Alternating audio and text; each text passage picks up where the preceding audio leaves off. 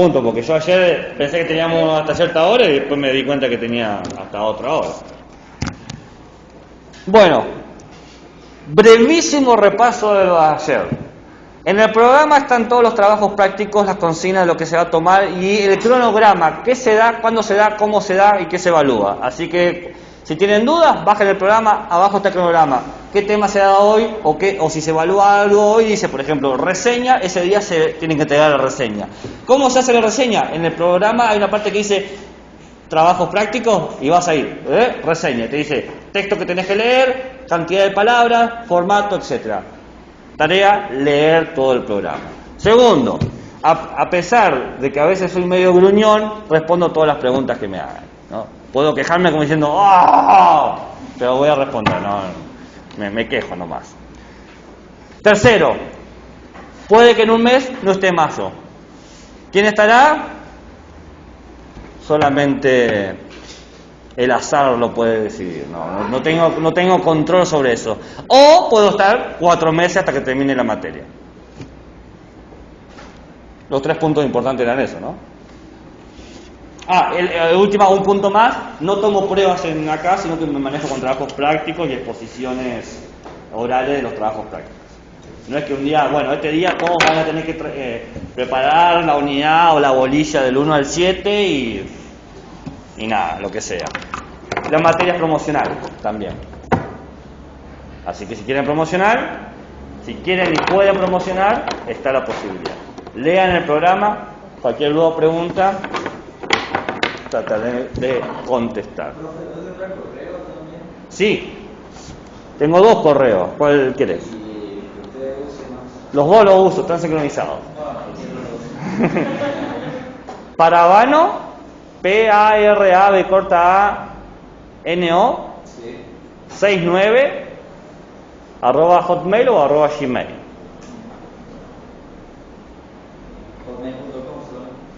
Sí, ponés .com.ar igual va a llegar al mismo lugar.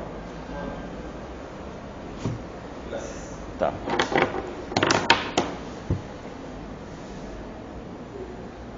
Bueno, el día de ayer, aparte de estar como 2 horas hablando del programa, sacando dudas, empezamos con una cuestión de preguntas filosóficas, como para ir caldeando los temas. Ahora vamos a empezar a hablar sobre, les voy a hacer una pequeña introducción en base al texto de Coret, sobre la disciplina antropología filosófica. Pero como el texto de Coret parte de la suposición de que los europeos siempre estuvieron a la cabeza y que aguante el europeo y que si no fuese por el europeo no estaba la antropología y que gracias a que estaban los europeos y los alemanes principalmente se podía pensar en la antropología filosófica, yo voy a dar una introducción de la introducción. Es decir, voy a dar Coret, porque está en el programa, pero voy a hacer una engaña pichanga y voy a dar una introducción de introducción. La antropología filosófica la podemos entender en 2 sentidos.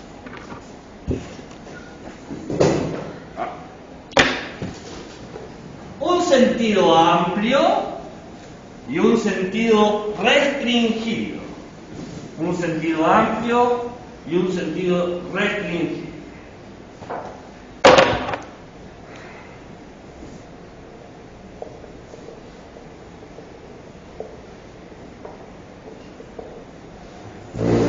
El restringido tiene que ver con la institucionalización de la disciplina, es decir, cuando se creó la materia. ¿Bien?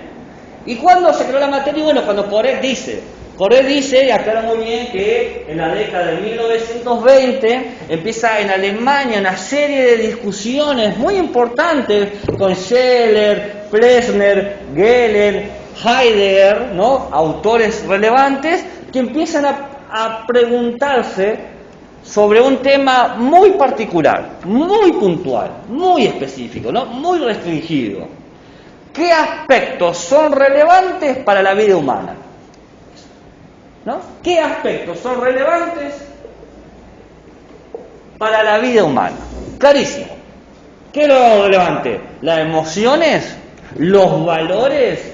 ¿Lo biológico? ¿Lo religioso? ¿La mortalidad? ¿Qué es lo relevante? No, esa es la discusión restringida. Que ese es el sentido que ve Coret. Por eso le dije, aguante los alemanes de la posta, la que va todavía.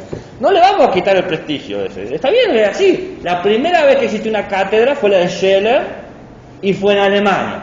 Bien ahí, bien por ello. Si te he visto, no me acuerdo. El otro sentido, el amplio, bien, parte de una problemática más trascendental, que es que en Europa se enunció de la siguiente manera. En Europa se enunció de la siguiente manera. ¿Qué es el hombre? ¿Qué es el hombre? Bien. Vamos a hacerlo de una manera más amplia. ¿Qué es el humano en realidad?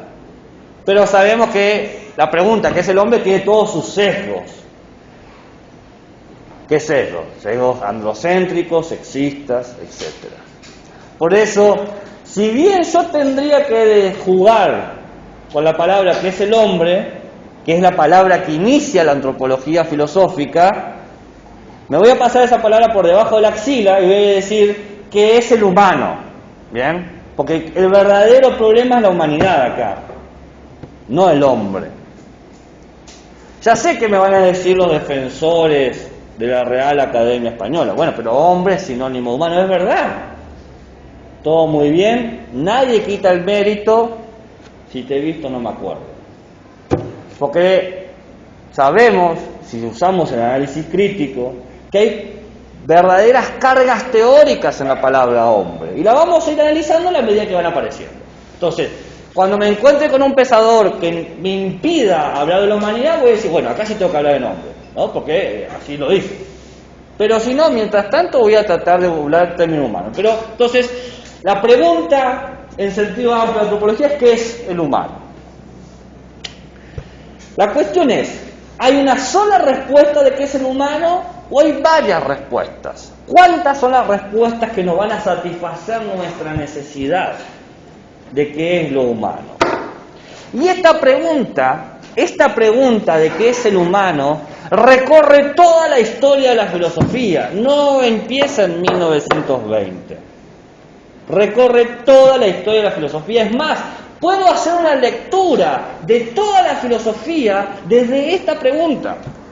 Puedo reinterpretar a los máximos autores, pensadores y pensadoras desde este interrogante. ¿Qué es el humano para Nietzsche? ¿Qué es el humano para Marx? ¿Qué es el humano para Platón? No es algo de 1920. ¿Se entiende?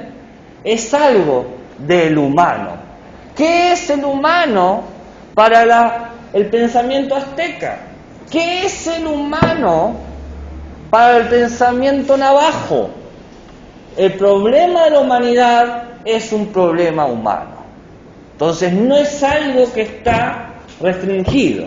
Podemos jugar a la institución y decir en 1920. Pero ese juego nos hace la cancha muy chica. Y nosotros somos jugadores de grandes cosas, ¿no? Miren, si estos no son grandes. Entonces toda la área filosófica puede ser leída en estos textos. A todos los textos, el Critón, por ejemplo, Verdad y Mentira en sentido extramoral, a todos los textos filosóficos, la crítica a la razón pura, el Homo Faber, la sociedad líquida, estoy pensando textos cada vez más nuevos, la era del Cthulhuceno, la pedagogía cruel del virus, ¿no? Un libro que salió en el 2021. Todo esto le puedo preguntar, ¿qué entiende por humano? ¿Cuál es la idea de humano que está operando? Entonces, la antropología filosófica funciona muchas veces como una base de lectura y también como la base de la cual yo interpreto, porque todos nosotros, nos guste o no nos guste, tenemos una idea de humanidad, una idea de qué tanto me animo a estirar, a cuántos individuos me habilito a incorporar. Ya sé lo que me van a decir. Pero Gabriel, por favor, yo ondeo la bandera multicolor, ondeo todas las razas, defiendo todos los credos. Y digo, bravo, bravísimo. En teoría, porque cuando empezamos a testear eso, nos encontramos con prejuicios que no operan entre nosotros. Y de repente decimos cosas de, qué sé yo, esos, aquellos, no quieren laburar. Esos, pongan una X, el término que ustedes quieran poner, no quieren laburar. Los cerdos capitalistas, porque yo soy de ultra izquierda, por decirlo así. O los ñoquis, porque soy de ultraderecha. No importa, siempre estoy excluyendo a alguien. Entonces, de repente, mi cintura es más chica de lo que yo pensaba. Entonces, en este sentido amplio que pregunta ¿qué es el humano?, al primero que le tenemos que dar la derecha diciendo, bueno, el que pensó esto en estos términos más trascendentales, no tan acotados, o el que, no, voy a decirlo de mejor manera, no es que lo pensó, lo explicitó. Se detuvo, lo escribió y lo publicó. Kant. Yo les dije, no pueden escapar de Kant. Kant es la piedra del zapato de la filosofía. Está ahí para mantenernos despiertos, por más que sus textos nos duerman. Kant es el padre de esta interpretación amplia de la antropología, porque él pregunta si el humano se hace a sí mismo, si debe hacerse y si puede hacerse a sí mismo. Porque el humano tiene una capacidad de influir en sí o no tiene ninguna. ¿Puede transformar su destino? ¿Tiene acaso un destino? No es solamente una cuestión del ser en términos sustancialistas, es un término de lo que se puede hacer. Las posibilidades, es proyectivo, va hacia adelante. Si hay algo que le preocupaba a Kant, era el adelante. En la crítica de la razón pura, en los parágrafos A805 y B8331, no importa la edición que tengan, todas las ediciones que tienen se dividen en A y B, no sé si sabían eso, algunos sí, otros no, o todos sí. No importa qué libro te compres ese de 10 pesos que vos decís estás en la traducción de porquería, pero lo que puedo pagar, de la crítica de la razón pura, o te compras la edición bilingüe donde 40 estudiosos lo trabajaron, todas esas, no importa el número de páginas que tengan, ni los análisis y los epígrafes ni nada, se dividen en secciones A y B. Cada párrafo tiene una numeración, entonces vos podés manejar cualquier edición, y si yo te digo A805, B8331, la vas a encontrar, no hay forma. O sea, curiosidad, ¿por qué es esto así? Porque la primera edición de la crítica de la razón pura es la A, y después, unos años después, Kant la vuelve a editar con algunas modificaciones que hasta ese momento a la gente no le pareció importante, hasta que vino un cabrón llamado Arthur Schopenhauer y se dio cuenta y dijo, momento, lo que se define y defiende en la segunda edición no es lo mismo de lo que se define y se defiende en la primera edición. El concepto de cosa en sí, noúmeno, es radicalmente distinta. Entonces, ¿cuál es la correcta, Schopenhauer? No tengo la menor idea, si está muerto Kant. Hay que publicar las dos juntas. Entonces, desde 1800, desde que Schopenhauer lo decidió, se publican las ediciones en conjunto. Por eso les doy las dos referencias que se ven igual. En la crítica de la razón pura, en la sección A805 y B8331, aparecen las tres grandes preguntas. ¿Cuáles? ¿Alguien sabe? Las tres preguntas de Kant. ¿Qué puedo conocer? ¿Qué debo hacer? ¿Qué me cabe esperar? ¿Qué puedo conocer? Pero estas preguntas son transversales. ¿Qué debo hacer?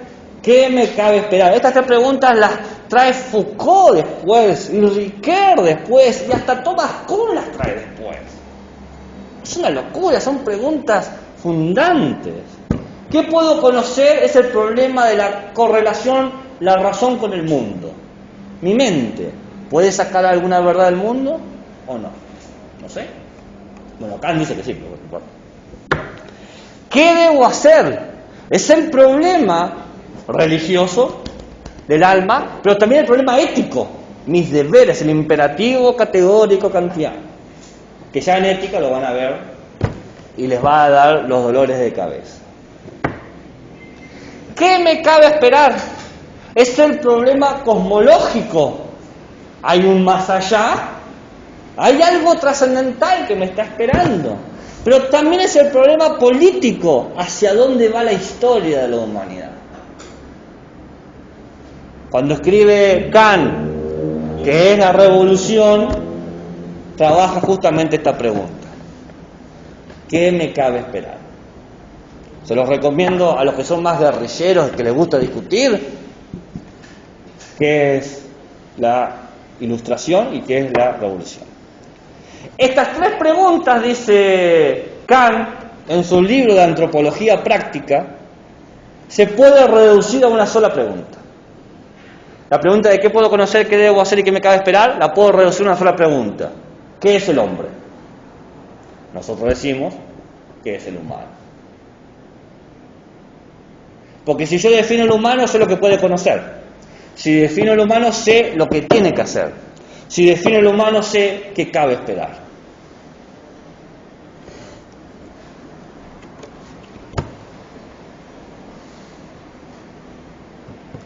Y ahora, les dije que Kant había que pasar, pero hay otro autor que no nos podemos hacer los giles. Heidegger.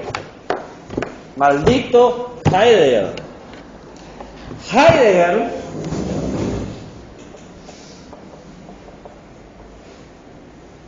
Heidegger, en 1927, es la persona que dice, me di cuenta de algo. Kant fue el que inició el sentido amplio de antropología. Fue Kant el que lo hizo. O sea, lo que le estoy diciendo, en realidad dijo, fue Heidegger el primero que se dio cuenta. Dice, lo que hace Heidegger, hablando de Kant, lo que hace Kant, dice Heidegger, muestra que el humano, el hombre, o sea, es la palabra que utiliza Heidegger, pero el humano es el fundamento de la metafísica. Es el fundamento de las preguntas vitales del hombre, alma, mundo y Dios. Que a los que les interesa la metafísica tienen que saber que si se van a dedicar a la metafísica, tienen que poder discutir sobre tres cosas: alma, mundo y Dios. Recuerdan que yo les dije que yo tengo dos especializaciones: metafísica y epistemología.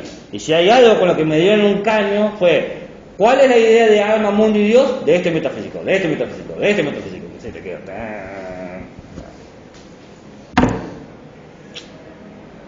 Entonces, Heidegger se hace una pregunta.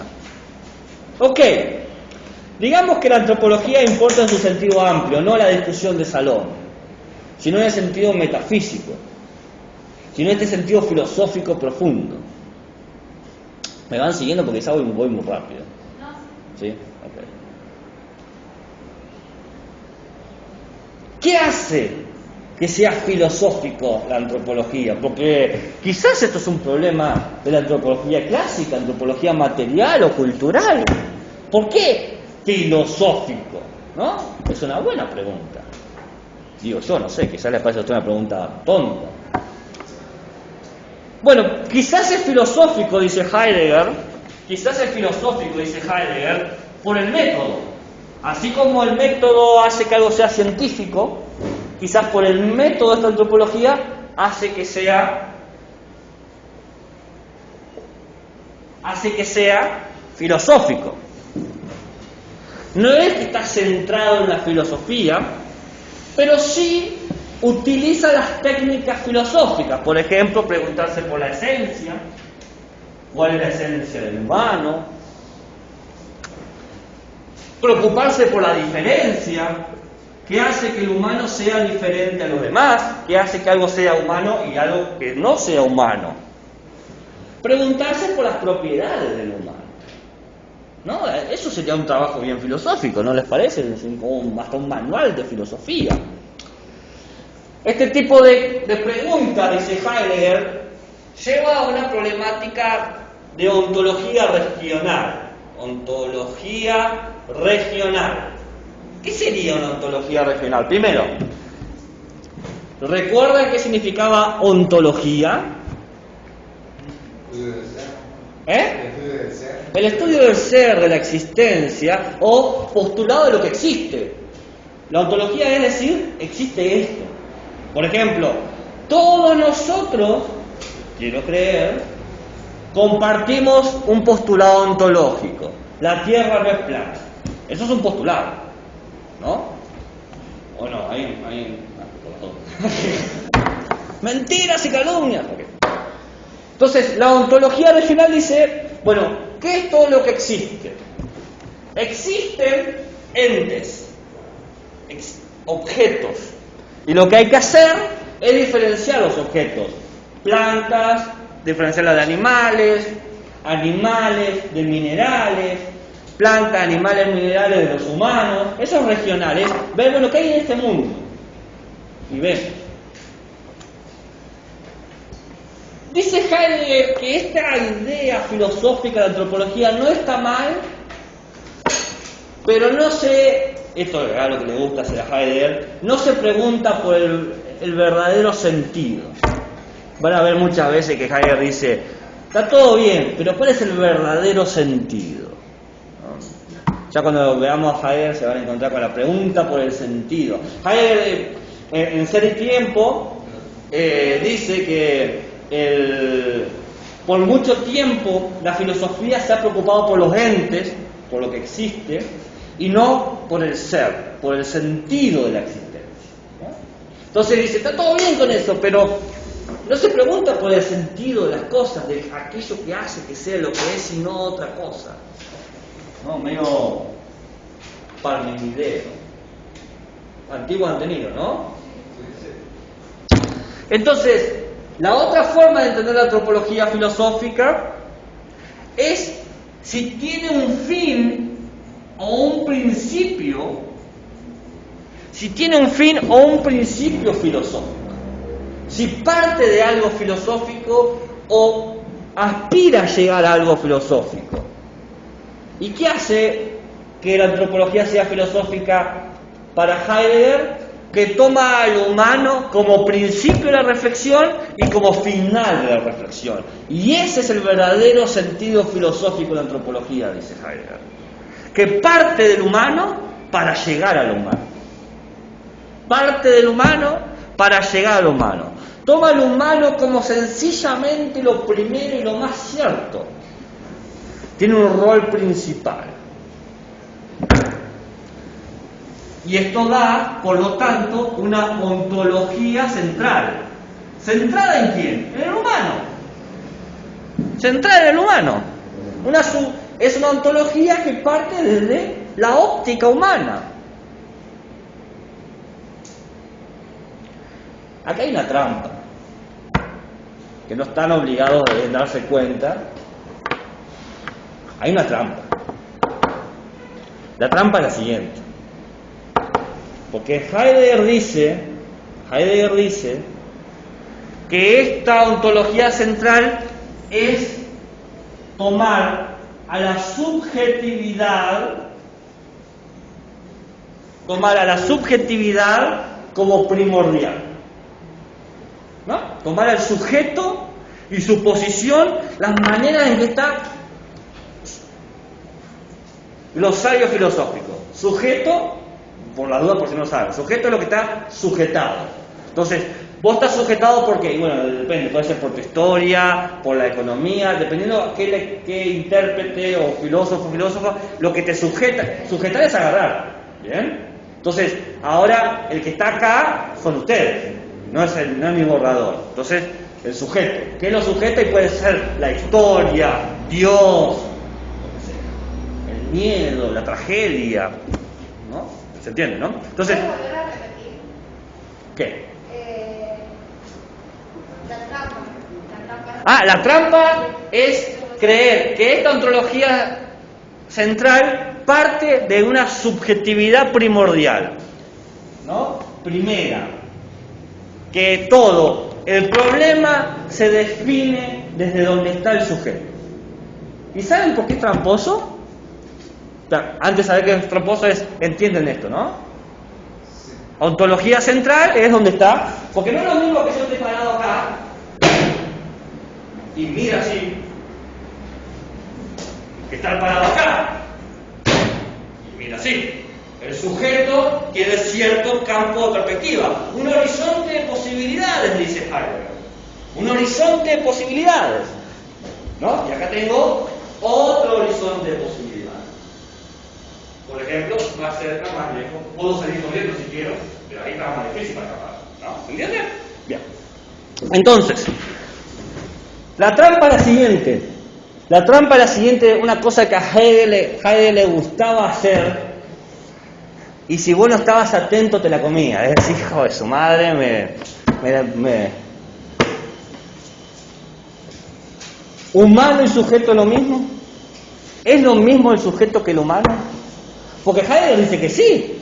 Pero cuando le planteas, pero Heidegger, ¿realmente humano y sujeto podemos decir que son lo mismo? Ahí se pone peluda la cosa. Porque quizás no es lo mismo. No sé. Sí sé, pero no importa. No interesa.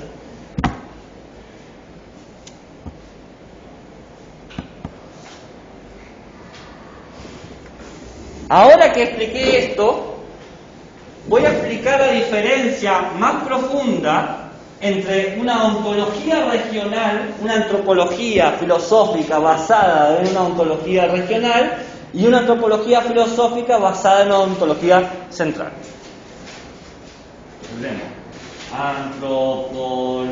Ya me cansé de escribir. Región ontológica, regional. Estos típicos de Nietzsche, te ponen unos chorizos así, no, ni vos tenés que escribirlo. Y encima hay gente que le gusta eso. Antropología, filosófica, ontológica, central. Yo tengo un problema, me canso muy rápido de escribir. Y mientras más me canso, peor escribo. Así que, imagínense. Bueno, ontología regional.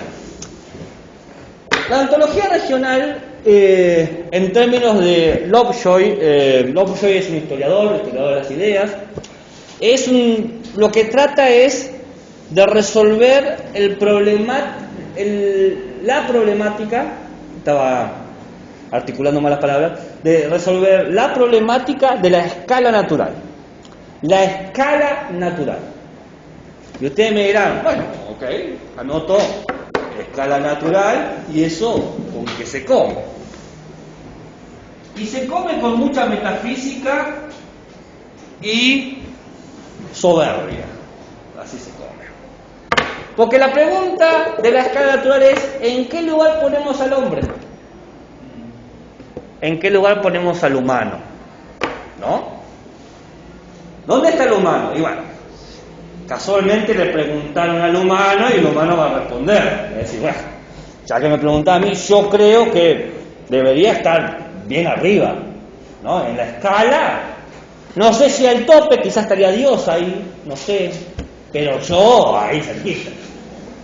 Porque si me preguntas a mí, ¿no? Y acá sí entra en juego la distinción conceptual hombre-humano, porque estamos haciendo una jerarquización ontológica. Entonces, ¿qué tenemos? Dios, o lo superior, el hombre, la mujer, el niño, los animales, las plantas, las piedras, hay una jerarquía. Y ya sé lo que me van a decir, pero eso es del medioevo. Exactamente, sí, es un pensamiento medievalista, se construyó y se discutió en el medioevo. Y hay una escala muy linda, hay una escala muy linda que pone así, la tengo acá anotada porque nunca me la puedo contestar. Existe y vive, existe, vive y siente. Ahí está, bien. Son 4 escalones. El primer escalón es lo que existe. Piedras. El segundo escalón, lo que existe y vive. Plantas. El tercer escalón, lo que existe, vive y siente. Animales. Y el cuarto escalón, lo que existe, vive, siente y piensa. El hombre. Y la mujer va a decir, lo ponemos ahí, entre medio del 2 y el 1. ¿No? Tiene una frase de Tomás, Santo Tomás de Aquino. ¿Cuál? Que dice más o menos algo así como ser es más perfecto que no ser y saber es más perfecto que ser. Bueno. Lo primero es pensamiento griego clásico, ¿no? El ser siempre es más perfectible que el no ser. Claro, y saber Claro. es más perfecto que solo ser. Sí. ¿De quién dijiste? Aquino. No lo recuerdo, no la escuchaba. Pero bueno, va con esta idea de la escala. Los griegos también tenían una ontología. Aristóteles, vamos. Porfirio, también, es un medievalista. Pero no hay que irse muy lejos. Linneo, ¿no? Un biologicista, un biólogo, o Cuvier, que son grandes influyentes de la biología que estamos operando hoy en día. También hablaban de una escala, de un cuadrado natural. La idea con la que juega mayormente esta escala natural es que el humano, en realidad dicen el hombre, tiene una capacidad, la de moverse de manera intencional. Y por lo tanto, si actúa bien, puede elevarse de escalón.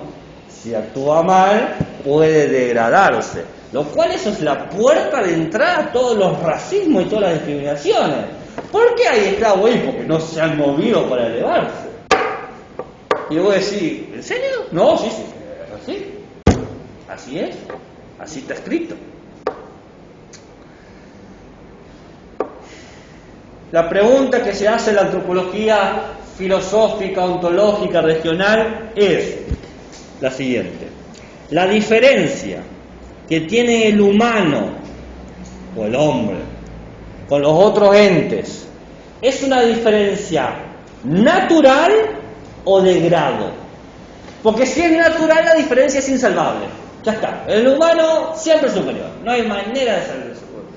Si es de grado, bueno, quizás no solamente nosotros podamos transformarnos, sino que los otros debajo también pueden transformarse. Sí, está. La pregunta es, la diferencia del humano, y yo pongo entre paréntesis el hombre, porque esto, en este lugar la palabra hombre tiene su peso, ¿bien? Por la escala. Es la diferencia del humano hombre con los demás entes, los demás existentes, los demás objetos. ¿Es una diferencia de grado o natural? Porque si es algo gradual, quizás podamos manipularlo a nuestro favor. Si es natural, adiós, es insalvable. Ya está. Los dados de hierro están tirados y han caído y el número que ha resultado es inmodificable. La antropología filosófica ontológica de ontología central, la otra. Este Heidegger.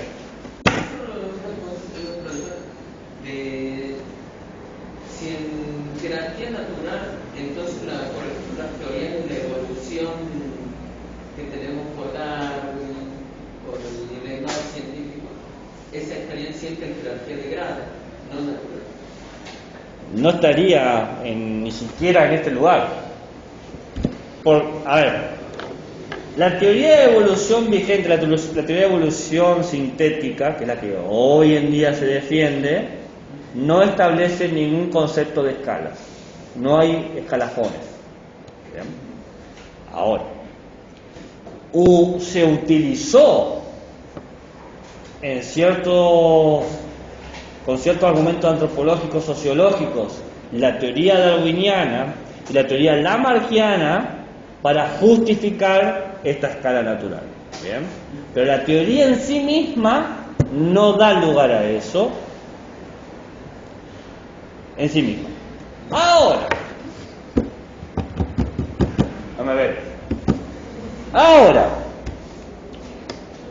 si vos lees a Darwin, como me tocó a mí hacer para Filosofía de las Ciencias 2, que la otra rama, la parte de mi especialización en epistemología, lo lees, o sea, te abrís el libro sobre las especies, y decís, bueno, a ver, ¿qué cuernos estás diciendo, chabón? Y lees con atención, Darwin adjudica el desarrollo de la inteligencia humana al hombre. Y su explicación es una vil naturalización de un mito, donde dice, genial porque lo hace tan sutil que si vos lo lees con atención, es como con Heidegger. Te caes en la trampa y lo asimilaste y de repente te lo llevaste y tenés ese paquetito lindo y dices, mira lo que tengo. Pero eso es un maniquí de Ku Klux Klan. Oh, joder. Bien. ¿Qué es lo siguiente? Dice, como las mujeres tenían que quedarse a recolectar y cuidar a las crías, y los hombres tenían que salir a cazar, tenían que inventar estrategias de caza para matar animales más grandes. Lo que eso hacía que los hombres sobrevivieran los más inteligentes. Por lo tanto, lo que generó el elemento vital articulador del desarrollo de inteligencia humana ha sido el hombre cazador. Y eso es una estupidez más grande que una casa. Pero bueno, esos son los prejuicios de un hombre, ¿no? Que en su época, ¿no? Recordemos en qué lugar está Darwin. Él los mamó y los asimiló con una naturalidad que los ha traspasado. Demasiados estudios arqueológicos, antropológicos han demostrado que cazaban hombres y mujeres por igual. No, ese mito de recolector-cazador se ha derrumbado de una manera total. Pero ahí vos lo encontrás. Ese Darwin es un pillo. Hizo muchas cosas bien y muchas cosas mal. Por eso a mí me gusta darle lo justo a cada uno, ¿no? En la clase anterior dije, Heidegger es un nazi. Pero no le vamos a quitar lo que ha hecho.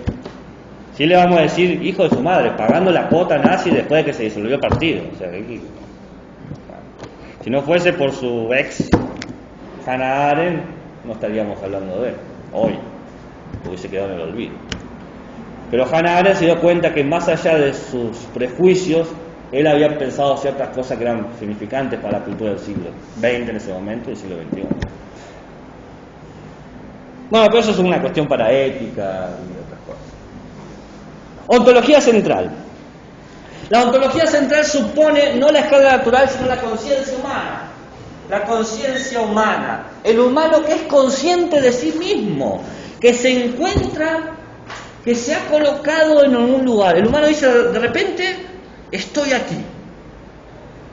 Y eso es una locura, darse cuenta de eso. Porque no todos se dan cuenta que están aquí.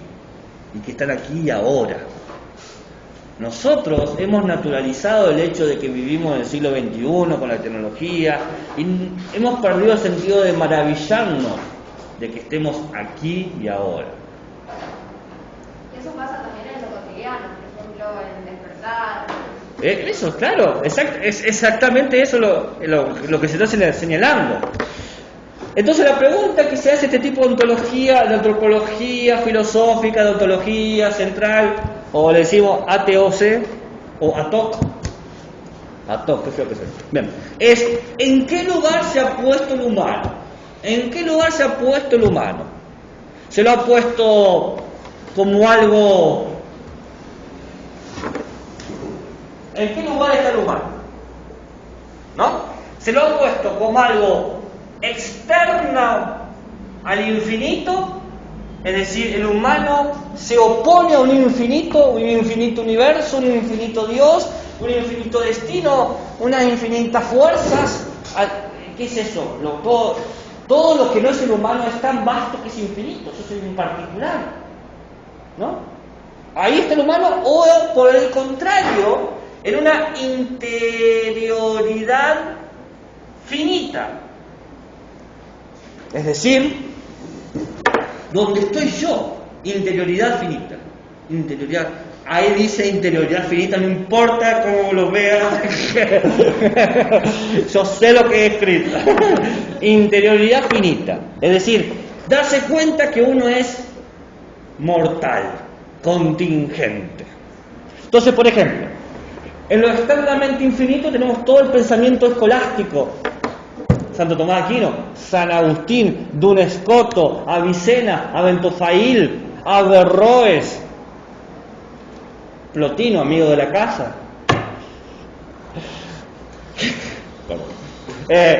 que habla del humano y la imagen de Dios, el humano y Dios es ese infinito. En lo internamente finito, bueno, el cogito cartesiano.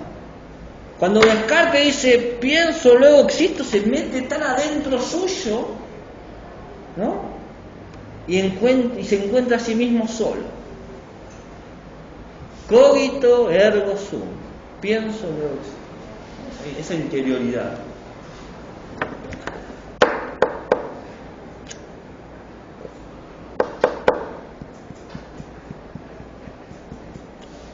En este problema Heidegger va a decir que el humano tiene que pensar en el sentido de su propia existencia.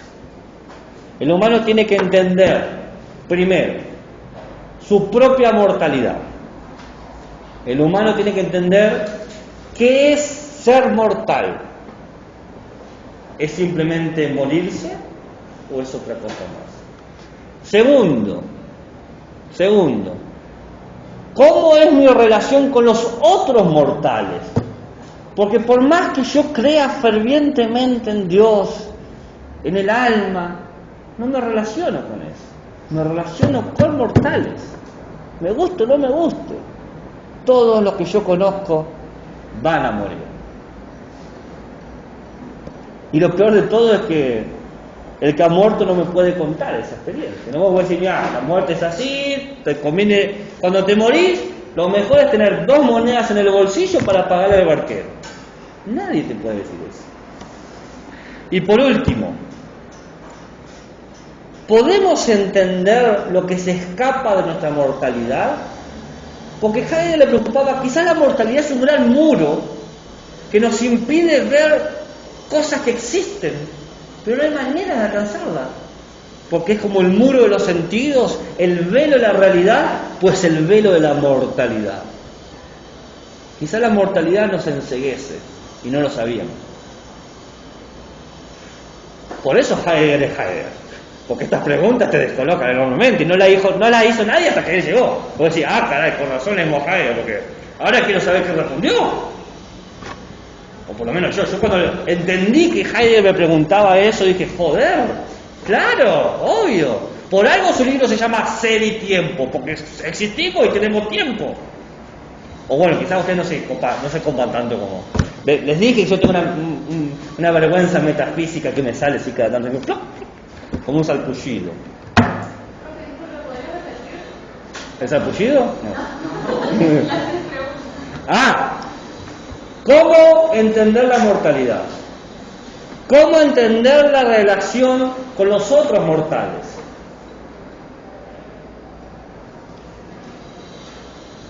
¿Cómo entender la relación con lo que escapa de nuestra mortalidad?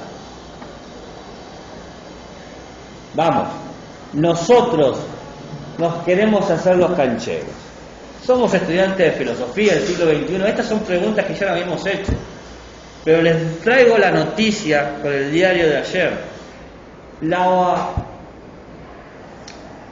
La cultura occidental no se había hecho esta pregunta hasta que Heidegger se la hizo. Lo que ustedes han naturalizado y han tenido como parte de su sentido común, en realidad es que Heidegger no lo puso como sentido común. Ahí te das cuenta cuando un filósofo es un filósofo, que opera de tal manera que decís, es obvio, una pregunta que nos hacemos todos. Y decís, no, nos hacemos todos porque vino él, o ella, o quien sea. ¿Entiendes?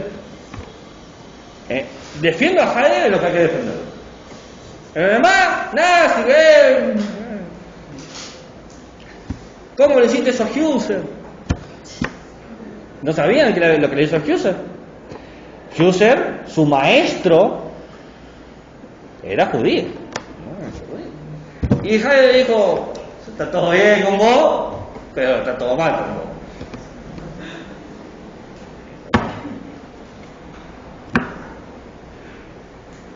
Bueno, es lo que es. Es lo que es. Y no empecé con core todavía. No, está todo bien, hay tiempo. Lo último que les voy a leer. Lo que les quiero leer es lo último de la introducción. Les quiero leer un autor que no está en este programa. Y yo digo, ¿cómo que no está en este programa? No está. Lo que se me escapa, se me escapa. Y dije, ¿y cómo puedes hacer que sepan de él si no está en el programa? Pero Gabriel, tenés una clase de introducción. En la introducción puedes hablar de lo que se te canta. Y acá me ven. Les voy a leer el final de un libro que yo les recomendaría que se tomen el tiempo a leer en el verano, no ahora. Con el veneno que les sirva.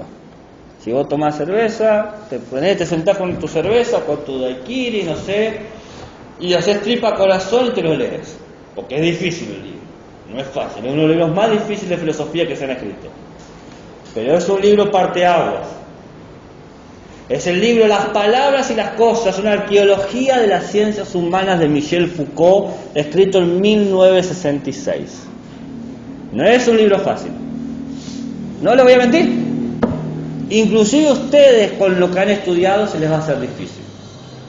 Pero tienen que leerlo. Es como las palabras y las cosas. Con eso lo vas a encontrar el toque. Si quieres eso lo tengo en PDF, ¿no? Pero quizás si lo lees en el verano, macheto con un librito ahí. Y te sacó una foto para Instagram acá, leyendo Foucault. No, en mi tiempo libre yo Foucaulteo. En la última página de la edición que yo tengo, la 294, creo que es de Fondo de Cultura Económica, no sé. Digo, tengo acá. En todo caso, una cosa es cierta, que el hombre no es el problema más antiguo ni el más constante que se haya planteado el saber humano. O sea, el problema antropológico de qué es el hombre no es tan antiguo. Al tomar una cronología relativamente breve y un corte geográfico restringido, la cultura europea, a partir del siglo XVI, puede estar seguro de que la idea de hombre es una invención reciente. El saber no ha rondado durante largo tiempo y oscuramente en torno a él y a sus secretos. Acá Foucault, ¿qué está diciendo? Está en contra de la tesis que yo le dije recién, de que vos podés leer cualquier texto antiguo y preguntarle qué es el hombre. Y dice Foucault, no, en realidad no. El hombre es una invención moderna. De hecho, entre todas las mutaciones que han afectado el saber de las cosas y de su orden, el saber de las identidades, el saber de las diferencias, el saber de los caracteres, los equivalentes, las palabras, en breve, en medio de todos los episodios de esta profunda historia de lo mismo, una sola, la que se inició hace 1 siglo y medio y que quizás está en vías de cerrarse, dejó aparecer la figura del hombre. El hombre es la última idea que trae la modernidad, dice Foucault. Y en la medida que la modernidad muere, el hombre va a morir. Y no se trató de la liberación de una vieja inquietud, del paso a la conciencia luminosa, una preocupación milenaria, del acceso a la objetividad, de lo que de hace mucho tiempo permanecía preso en creencias o en filosofías. Fue el efecto de un cambio de las disposiciones fundamentales del saber. Es decir, el momento que la gente se preguntó por el hombre, el humano, fue porque había otras disciplinas, la medicina, la biopolítica.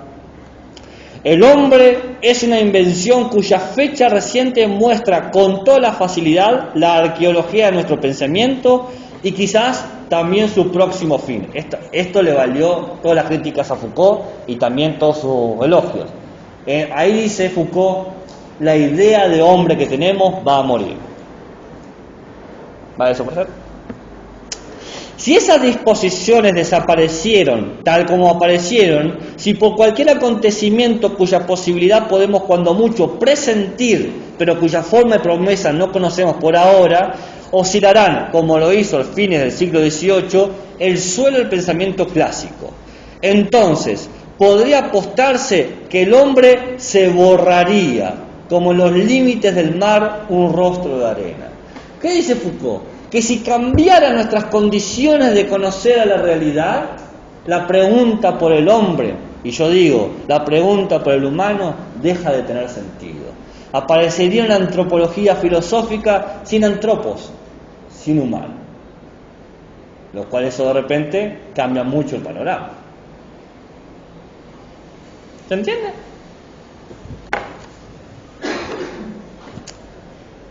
¿Qué sería una antropología filosófica sin antropos? Sin humanos. Esto de la unidad 7 si llego a darlo. Pero como no sé si voy a llegar, digo, acá está mi trampa, digo, voy a explicarlo ahora. Cosa que si no llego, ya lo tengo. Tapando todos los agujeros posibles. El problema de la antropología del hombre sin el hombre, del humano sin el humano, es sacar al humano del centro de la región o de la periferia. Ya no es una ontología regional, ya no es una ontología central, ni siquiera periférica, no es que el hombre al ladito de la planta. No, fuera. Chao. Que la fuerza te acompañe. Aparece el problema del poshumanismo, que tiene una inspiración sofística. Bueno, si han estudiado filosofía antigua y si han leído con atención a Protágoras y Fiorgias, saben que el humano es algo construido. Antropos mesura, dice Protágoras. ¿Sí? El hombre es la medida de todas las cosas, dice Protágoras. Y Fiorgias dice, la realidad son tres cosas. Nada existe, si existe no puede conocerse, y si existe y puede conocerse no puede comunicarse. Entonces, ¿qué me venía a hablar del humano? O sea, ¿qué me venía? El humano no existe. Y si existiera, no lo puede conocer. Y si lo puede conocer, no se lo puede decir a nadie. ¿No? Hay una cuestión del discurso, de lo artificial, de lo engañoso, pensar en la cuestión humana. El poshumanismo parte entonces de releer a los sofistas, pero también de releer las filosofías situadas que toman al cuerpo, la biografía, la geografía, por ejemplo los pensamientos feministas, donde empiezan a colocar el problema del cuerpo. Y también de las filosofías animalistas, la idea de lo sintiente, de lo ecológico, de lo vegetante. Haraway tiene una palabra hermosa que dice, no hablemos más de humanidad, hablemos de humusnalidad. En vez de humanidad, humus. En vez de humano, humus. ¿No? Es hablar de lo vulnerable. Y de repente el humano no es lo único vulnerable. Hay mayor vulnerabilidad. Plantas, animales.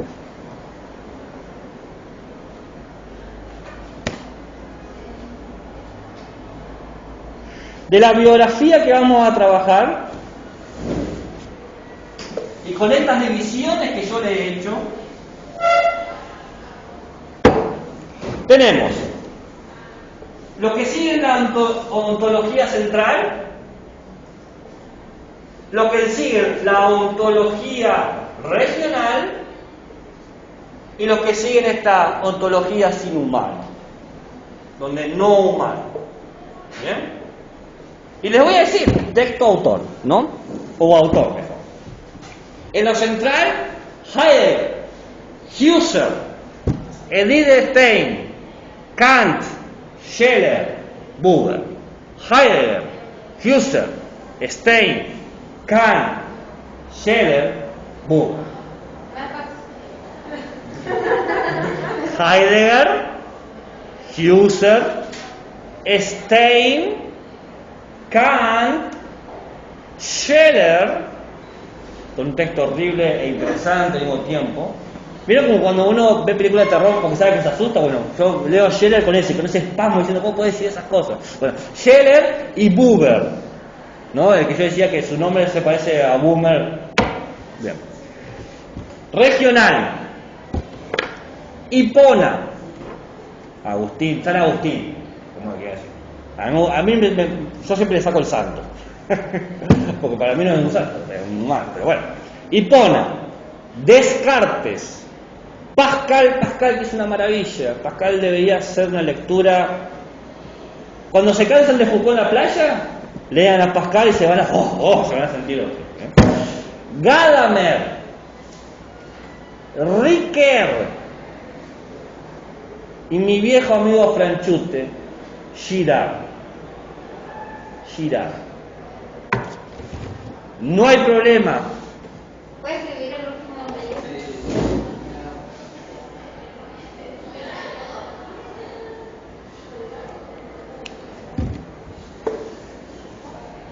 Le voy a poner uno más cheto, porque le puse toda ontología, le voy a poner acá, ontología ausente. Suena más a un artículo filosófico. A veces me olvido que tengo que usar palabras más académicas porque estoy en la universidad, ¿no? Yo hablo mucho bacano, como se habrán dado cuenta, pero no. El título, lo cheto, o sea, lo nariz parada, si usted va a un congreso, ontología ausente. Rosset, C gato, no es que yo sé que hay un gato, sino C gato todo junto, y Haraway.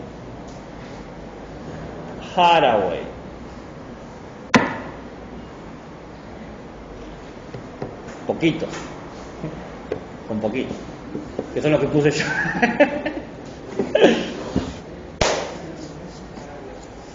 Bien, ¿cómo están? ¿Descontracturados? ¿O más contracturados? ¿Por qué? ¿Hay alguna pregunta, interrogante, consulta? Por él es fácil, vamos a pasar rápido, así que preocúpense. ¿Hago una pregunta, un insulto, una nota al pie, un color? No me quedó claro qué es lo que sería la antropología filosófica sin nada. Entender que el humano es una construcción y que esa construcción proviene de ciertos saberes que tenemos nosotros. Si cambian los saberes, cambia la construcción, o peor aún, desaparece el problema humano. Chao humano, que la fuerza te acompañe. No va a poder ser un Jedi. Tengo una consulta, pero no me da por ordenado yo. Hice una pregunta: que si el hombre se opone al infinito, ¿es regresar a la infinitud? ¿Cómo? Si el hombre se opone a lo infinito, ¿por qué interiorizado en la finitud? Lo que presentaba Heidegger era que el humano o tiene una exterioridad infinita o una interioridad finita. Con Pascal vamos a ver que el humano en realidad está en el punto medio entre dos infinitos, pero eso es cuando lleguemos a Pascal. Perfecto.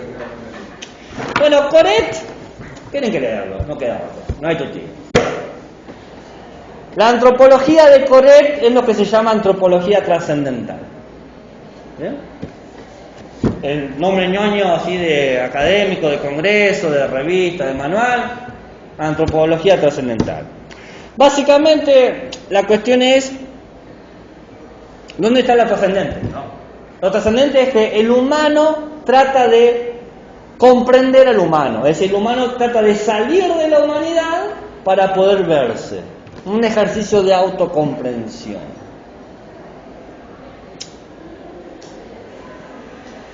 Y en ese, según Coret, en ese ejercicio de autocomprensión, el humano se da cuenta por lo menos de tres cosas.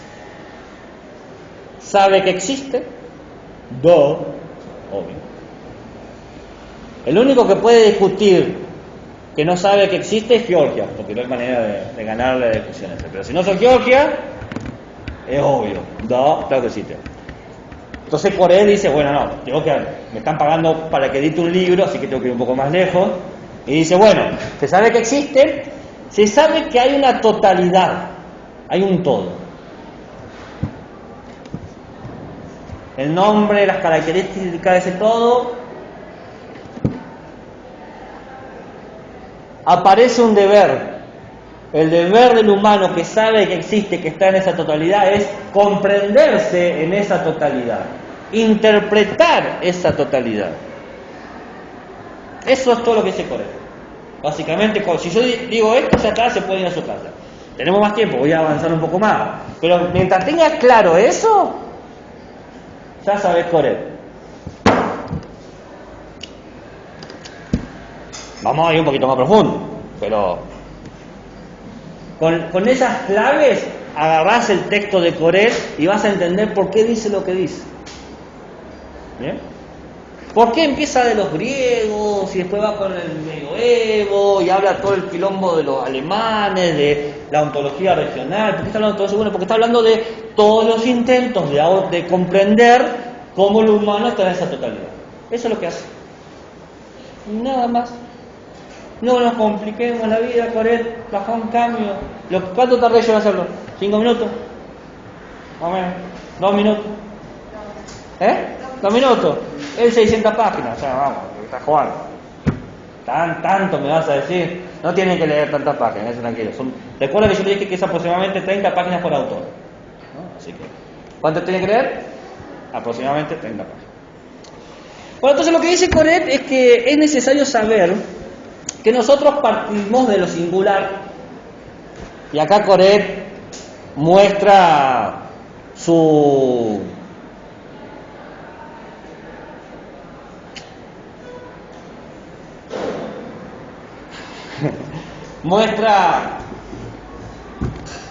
comprensión de las comunidades LGBTQ, de los movimientos y todo eso, porque dice, se parte de este hombre y de aquel hombre. Bueno, va a agregar, va a decir, de esta mujer y aquella mujer, ¿no? Y ir agregando cada vez más. No, punto. Aparte y sigue. Entonces dice, se parte lo particular y singular.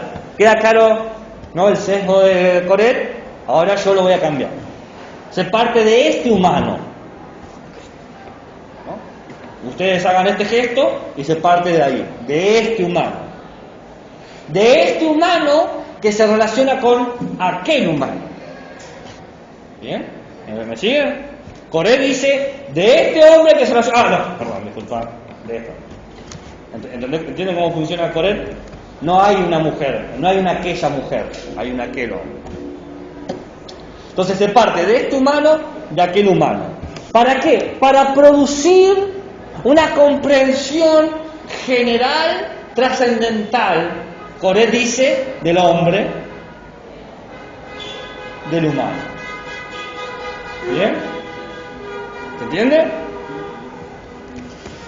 Y acá aparece una palabra que quizás la tenga que explicar. Ocurre un movimiento dialéctico hermenéutico. Y ahí empezamos con las palabras complicadas. Si yo digo dialéctica, ¿qué entienden por dialéctica? Pueden no entender nada, no hay vergüenza. ¿Un juego de manos? Bien, ¿y qué es eso?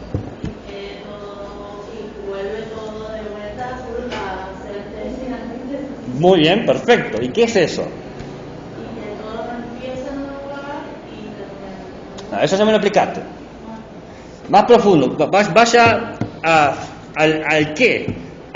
Como decían los medievalistas metafísicos, de vuelta mi vergüenza sale ahí. El quid, el qué es eso. Y todo lo que se ve Eso es la lógica de sentido de la existencia.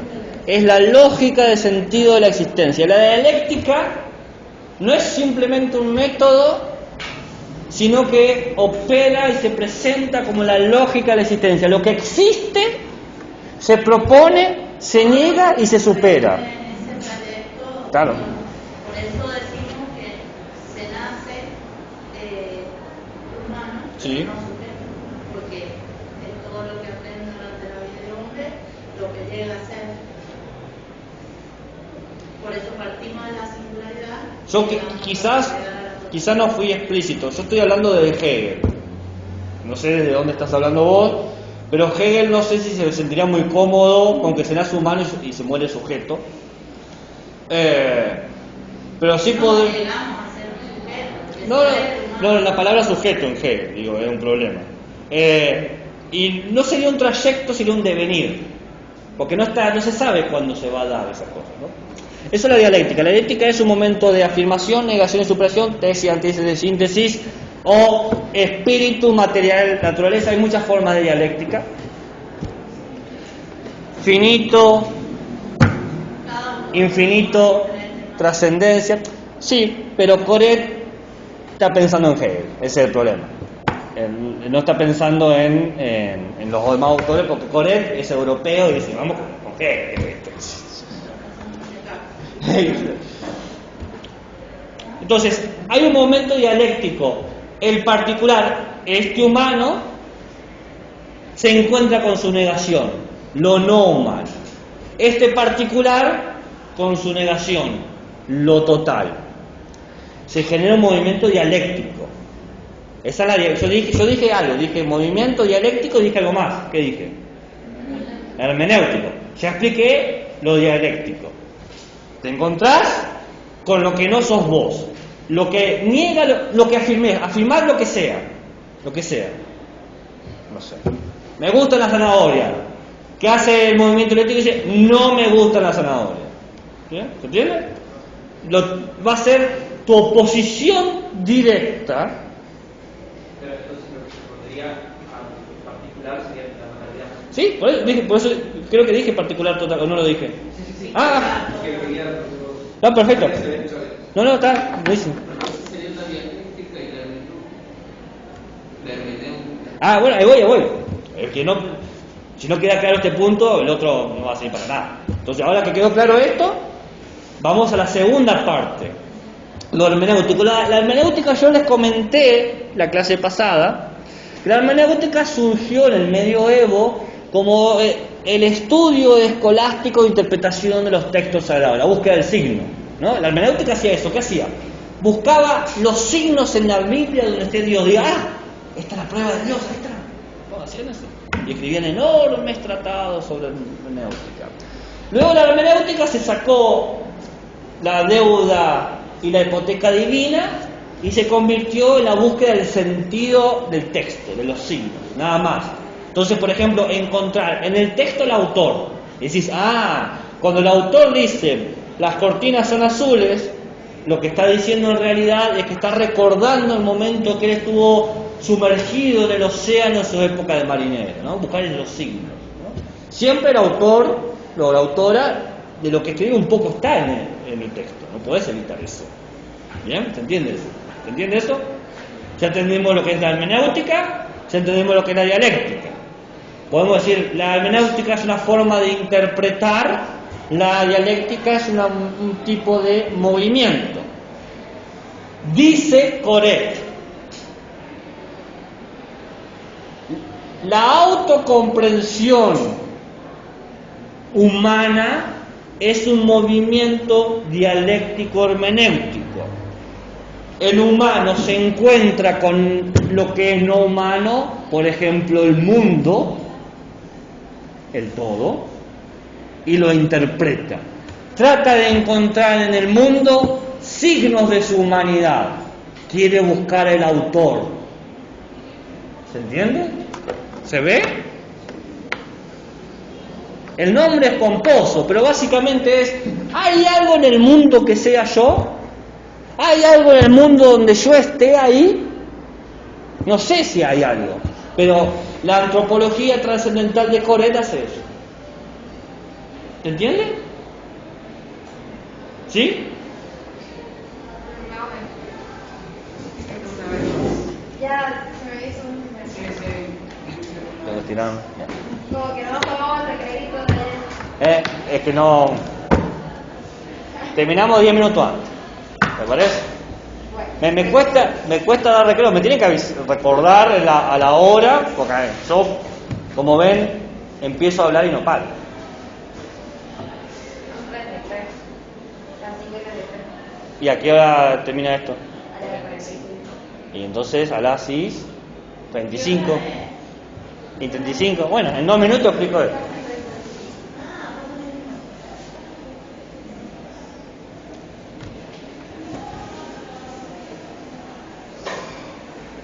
Es que, ¿sabes qué pasa, profe? Que mira, venimos de antropología, 4 horas de antropología. No hay que- a 2 horas de antropología. No hay que explicar nada. Lo que es.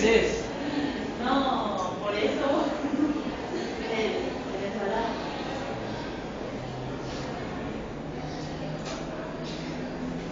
Leo.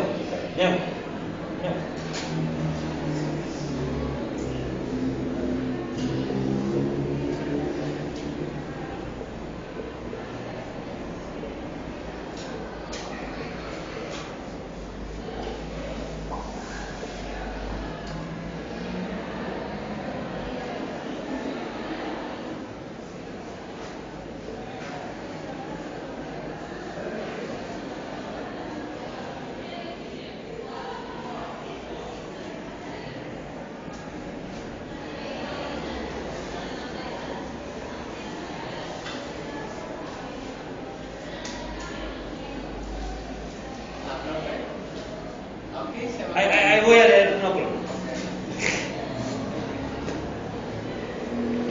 La dialéctica es un tipo de movimiento. Hay muchos movimientos. Movimiento lineal, movimiento circular y movimiento dialéctico. Hay movimiento espiralado y movimiento dialéctico. La dialéctica es un tipo de movimiento. Punto pero. ¿Cómo es este tipo de movimiento? Se afirma algo, se lo rechaza rotundamente y se da una superación que tenga parte de los dos. Afirmación, negación, superación. Coret dice, afirmación, humano, este humano. Negación, mundo. El mundo no es el humano, ya sé. ¿Bien? Superación, la totalidad. Soy parte del mundo. Hermenéutica. La hermenéutica es la búsqueda del sentido.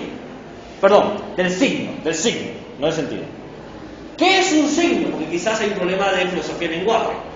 El signo es lo que te anuncia la cosa. El humo anuncia el fuego. Veo humo, fuego. Veo happy hour, cerveza. El humo, ¿bien? La hermenéutica sabe que no tiene la cosa. Así como los escolásticos tenían el libro pero no tenían a Dios, entonces en el libro tenían que encontrar a Dios. ¿Se entiende eso, no? Los escolásticos tenían el humo texto y querían a través del humo texto encontrar el fuego de Dios. Entonces, la dialéctica es cómo el humano se mueve en el mundo y la hermenéutica es cómo lo va comprendiendo. Y en ese mundo, donde estamos acá, momento de afirmación, negación, usa la hermenéutica para generar la superación. Se interpreta y de repente dice, oh por Dios, estoy en el mundo. ¿Mejor? ¿Ves? Si uno se mueve. Bueno, les leo un texto, un pequeño fragmento de Coret, y después preguntan o se van y salen corriendo. ¿Qué es el hombre? De Coret, página 29. ¿Qué es el hombre? Es esta una pregunta como muchas otras que nos impone, tanto en la vida cotidiana como en la investigación científica. Nos preguntamos por el mundo y por las cosas, por la materia y por la vida, por la esencia y sus leyes. ¿Qué es todo eso? ¿Cuál es el sentido? ¿Ven la cuestión hermenéutica ahí? El sentido, qué es las cosas. ¿Y qué es el hombre? Es esta una pregunta como tantas otras y sin embargo presenta características especialísimas, no del tope, porque afecta directamente al hombre que interroga, porque lo pone sobre el tapete en la discusión. El hombre se pregunta por su propia esencia, esta cosa horrible, esencialista, eurocéntrica, etc. Y tiene que formularse esa pregunta porque personalmente es problemático para sí mismo. Personalmente la pregunta de qué es el hombre, qué es el humano, es problemático para sí mismo. ¿Por qué es problemático? Porque está acá, la negación, se encuentra con el problema. Y tanto más problemático se resulta cuanto el espíritu y los acontecimientos de la época, el mundo, le ponen en tela de juicio, le amenazan con el trastorno y disolución de todos los órdenes, le enfrentan con el enigma y hasta con el absurdo aparente de su existencia. ¿Qué es el humano frente al mundo? Nada, si el mundo es. De esta forma se plantea con nueva gravedad y urgencia nueva la pregunta acerca del ser del hombre, ontología totalmente metida ahí, de su posición en el mundo y del sentido que tiene su propia existencia. Mas cuando nosotros planteamos esa pregunta, de por sí nos da ya una dirección. La hermenéutica la hermenéutica parte de la idea de que hay un signo, que hay una cosa. Si no, no existe la hermenéutica. Entonces dice, si podemos preguntarnos por el humano, es que hay humano. Si nos podemos preguntar por el sentido de la existencia, es que hay sentido de la existencia. Asquerosamente modernista. El hombre es el que interroga, es el mismo el que puede y debe preguntar. Más claro, échale agua, me parece a mí. La posición de Colbert, por lo menos en esto es honesto, no te andan mintiendo. Yo soy así, así seré, nunca cambiaré. Bien. ¿Preguntas? ¿Interrogantes? ¿Insultos? ¿Ninguno? ¿Se ha entendido la Coret?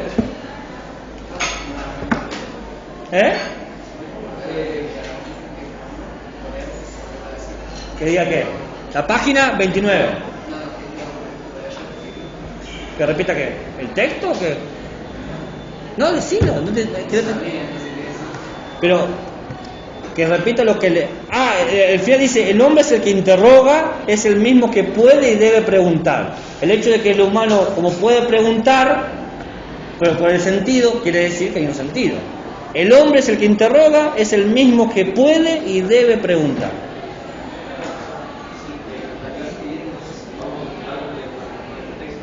Mañana, el lunes que viene, no sé qué toca. Está en el cronograma, no me acuerdo. Está en el cronograma, no me acuerdo. San Agustín. Le decimos, Coret, gracias por tu servicio. Hoy se pregunta, Dios. ¿Lo tenemos ustedes ya leído? Eso ya depende de tu propio ejercicio intelectual.